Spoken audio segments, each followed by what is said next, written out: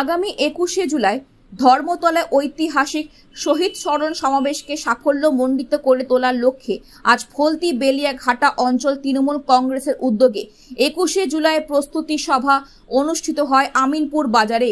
তৃণমূল কংগ্রেসের যে 13 জন কর্মী শহীদ হয়েছিলেন তাদের একটাই দাবি ছিল নিজের ভোট নিজে দিন এবং বাংলা থেকে সন্ত্রাস মুক্ত করা এপিক কার্ডের দাবিতে কলকাতায় সমাবেশে যোগ দিয়েছিলেন। সেখানে পুলিশের গুলিতে 13 জন কর্মী প্রাণ হারান। তাই 21শে জুলাই সেই 13 জন শহীদের স্মরণে হাজার হাজার তৃণমূল কংগ্রেস কর্মীরা সমবেত হয়ে শ্রদ্ধা জানায়।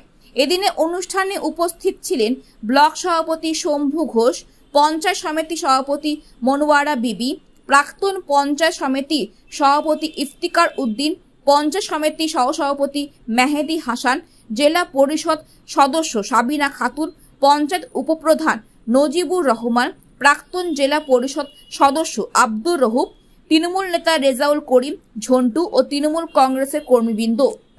আমরা মহাদানির মানুষ যেটা বলে সেটা করে, মানুষের পালটা মহাদানি ভালো বোঝে। তাই যে শহীদ হয়েছে যারা, কেন সিপিএম কংগ্রেসকে নীল হয়েছে, কেন ওরা ভেতরতে বেইমানি করেছে, কটা কটা খেলেছে। মহাদানি কটা কটা করে না, যিনি এবার আলাদা মধ্যে পরিষ্কার বলে। তাই মমতা ব্যানার্জি মানে আস্থা, মমতা ব্যানার্জির নাম হচ্ছে ভরসা। আর মমতা ব্যানার্জি বলেছে বদলাই বদল চাই, তাই সিপিএমের হার মাত্রা এখনও বল তো বেঁচে আছে। আর বেঁচে শুধু নয়, এখনও তারা মমতা ব্যানার্জির বিরুদ্ধে মাইক নিয়ে মমতা ব্যানার্জির বাপ বান্ধব তুলছে। তথাপি আমরা গণতান্ত্রিক রাষ্ট্রে মানুষ করতে পারে। তাই আমরা গণতন্ত্রে মানুষ শেষ কথা বলবে আমরা বিশ্বাস করি। আর ওদের মানুষ ওই নীল করে দিচ্ছে। 21 সালে বলুন, 16 সালে বলুন, আর 24 সালে বলুন, একটা মার ভোগে চলে গেছে বলেছি। আর কংগ্রেস তাই বিজেপিটা মিথ্যে মিথ্যে মিথ্যে করে মানুষকে শুধু ললিভাব দেখিয়ে দেখিয়ে বিজেপিটা ধ্বংস হয়ে যাবে।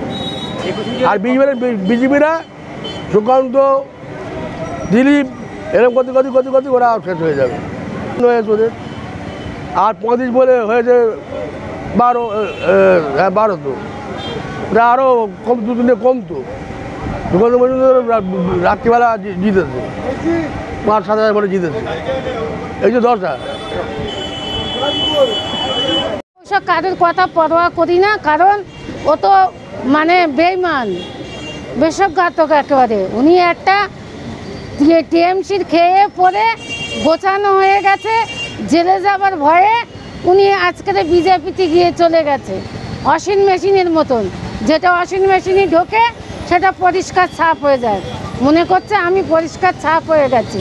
ওই জন্য এর আগে দেখতে পেলেন না যে বিধানসভার আগে কত আমাদের এমএলএ এমপিদের তুলেছে, এবং এই ঠিক লোকসভার আগে আমাদের লোকজনদের মানে ইডি সিবিআই দিয়ে ভয় দেখিয়ে তাদের তুলে নিয়েছে। কিন্তু মানুষ ওদের প্রত্যাখ্যান করেছে। মানুষ শেষ কথা বলে, মানুষ মানে সরকার করার কারিগর হচ্ছে মানুষ। ওই জন্য মানুষ প্রত্যাখ্যান করে ওদের তুলে দিয়েছে। আজকের পাগলে কিনা বলে, ছাগলে কিনা খায়। শুভেন্দুর কথা আমরা মনে করিনি কিছু, ওটা আমরা ওদের কথাই আমরা কোনো মানে সমালোচনা করব না।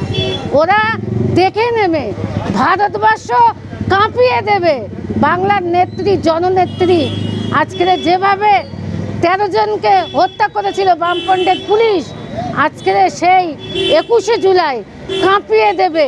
প্রত্যেকটা দল দেখে নেবে যে এবারকারের 21শে জুলাই অন্য হবে।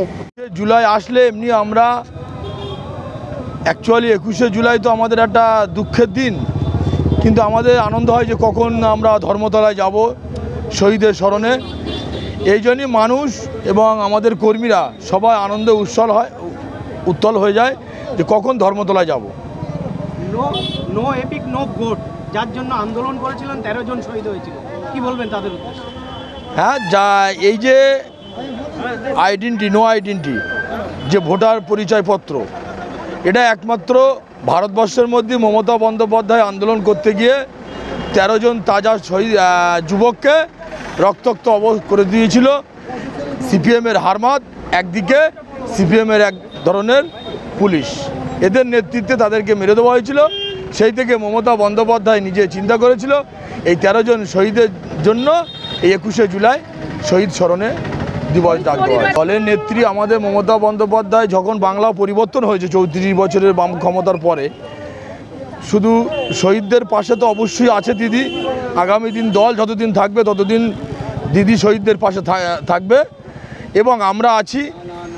যদি বাংলার জন্য, দিদির জন্য, যদি তৃণমূল কংগ্রেসের জন্য যদি আরও রক্ত দিতে হয় তাহলে আমরা প্রস্তুত আছি, আমরা দিতে রাজি আছি। কত লোক যাবে আপনার অঞ্চল থেকে? ও হিসেব নেই, আমার অঞ্চলে